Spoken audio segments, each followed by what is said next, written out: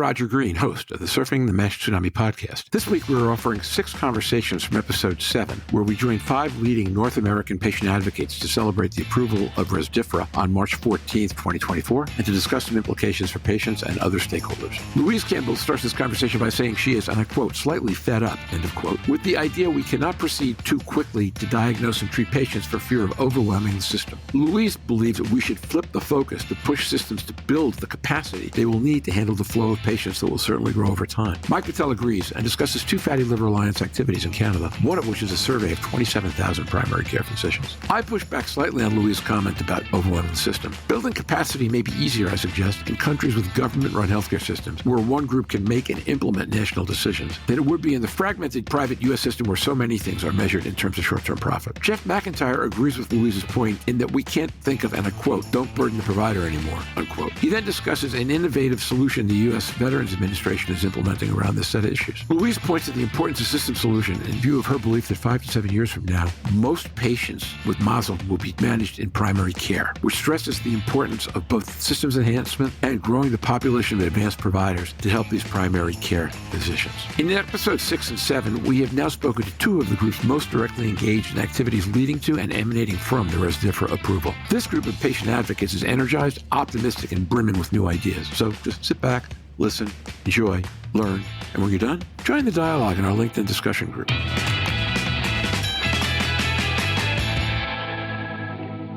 Louise Campbell.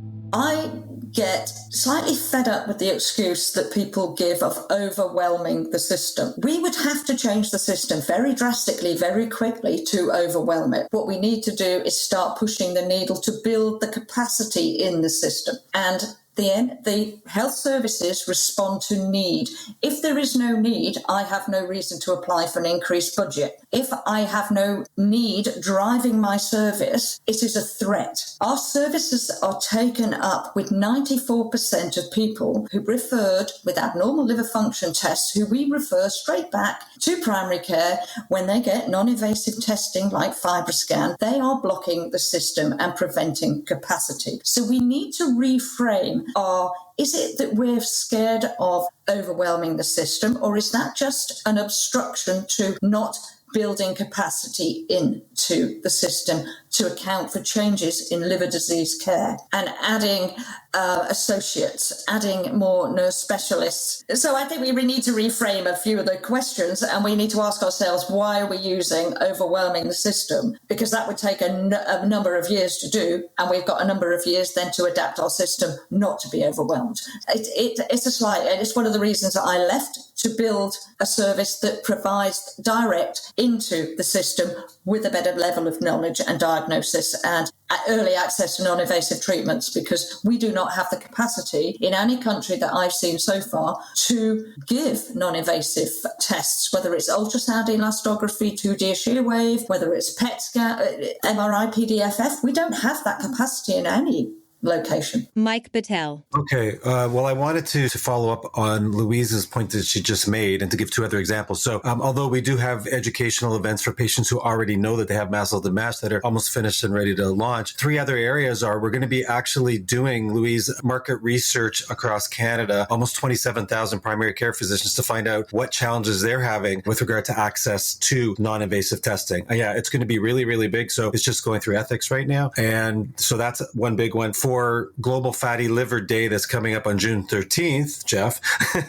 we're actually doing a in-community educational event. So we are talking to patients directly, educating them, and offering FibroScan assessments, liver health assessments also. There was a liver conference in Canada, and we actually had a FibroScan assessment done and did 104 scans. So we put that data together, and we're going to be sharing that as well. But the point is, we were trying to educate GIs, because it was a liver conference, general liver conference, on what a FibroScan even is and why it's important to assess. And some of them had never even seen one before. So that's why it's important to educate sort of all aspects for liver care. Roger Green. I think that makes sense. Here's my controversial moment. Louise, I want to come back at what you just said, which is that in the in governmentally run health systems, the decision to invest is made in the public good. In the States, it doesn't work that way. So right now, we're not going to get more doctors or more anything simply because we know there's a need until people can figure out how to manage the economics of the need. You heard this from Naeem a couple of weeks ago. We heard a little bit from Zobair on Friday, where this need is primary care doesn't have time to integrate this into what they're doing right now and don't know how. So once we step outside the 315 patients or maybe the 500,000 patients that are one level out from there, we get to a place where we have to rely on non-specialists or non-gastro-heps even to do a significant amount of screening and frontline treatment. They don't have the schedule, they don't have the budget, they don't have the training. And unlike K or Canada, where maybe your resources are scarcer, but if you decide it's what you want to do, you can get it done. Here, there's no obvious way to do that. So when people talk about overwhelming the system, I think that's a different phenomenon in the States than it is in other countries. But it's going to be a tougher one to deal with here because the roadblocks are more and differently entrenched. Jeff, do I have that right? I see you nodding. Jeff McIntyre. Yeah, I think it's really interesting because it takes me back to COVID. I mean, that was in the U.S., that was why everybody, aside of spread of transmission, but that was one of the factors cited with COVID was everyone stay home because we were overwhelming the system at that point. And the hospitals were overwhelmed and, the care was overwhelmed. Granted, this is a little bit different, but I think for me, Louise's point is well taken because we tend to get kind of locked into a mentality of don't burden the healthcare provider anymore. And I would hate for that to be the case in this because we do need to figure out solutions so healthcare providers can step up in a way. And one of the populations that's been left out of the conversation in this on the American side has been U.S. veterans and the Veterans Administration. And we know, for instance, one of the places that we can make an improvement is getting what's called a smart phrase. It's part of their EHR, but getting that put into their electronic system. So now we can treat the veteran, engage the veteran system as well. And in doing so, I think we kind of feed two birds with one stone, one seed here, if you will, which is that, we're able to enlarge the capacity of the healthcare system because now we've brought the VA in intentionally. And this is from patient advocacy. We've done this, brought the VA in, worked with them to be able to include that population. Obviously, we've got private insurance we need to work with. We know often in the U.S. they'll follow Medicare and Medicaid. Then we also will have the individual states we can work with. So there is a ton of work to be done here still, which we have been held up from doing because we haven't had a medication that's been approved from the FDA. Right. So now we can start all that sort of stuff. And hopefully by the time that we get to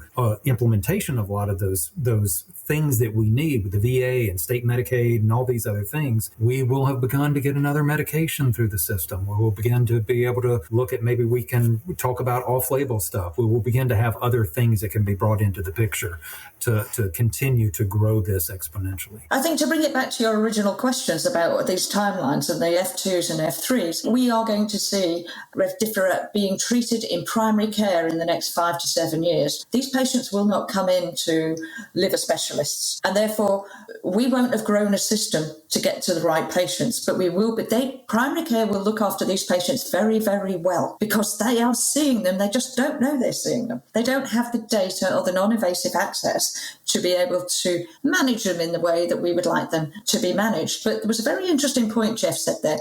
COVID. Who was most affected in COVID? People with cardiometabolic conditions and statistically those with fatty liver disease. If we remove F2, F3 fibrosis and improve the liver fat, we know that excess liver fat tripled your risk of mortality and severity. So therefore, preparing the nation, in any nation, for a future pandemic or issues, because we had warning signs, we had H1N1, we had MERS, and we had SARS, all affecting the same population. So maybe we're preventing a pandemic issue.